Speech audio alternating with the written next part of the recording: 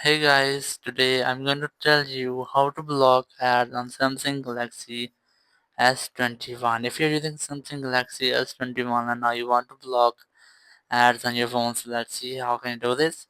You just have to open your phone settings. In settings, just scroll down and you will get Google settings here. Select it and here to select all services. And here you just have to look for ads setting. Just tap on it. In ads, just select delete advertising ID, then select it again. After that, go back and you will get the usage and diagnostics. Tap on it and then just disable the settings. In this way, you can easily block ads on your phone, but the second way, you just have to try, which is too easy. Just go back, go for main settings. In main settings, just look for security and privacy.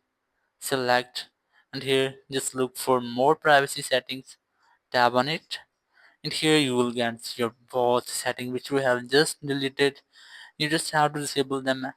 Just open ads and here just select delete advertising ID which we have just deleted. After that, just go back and here the usage and diagnostics. Tap on it and here just disable the settings. In this way you can easily block pop-up ads on your device.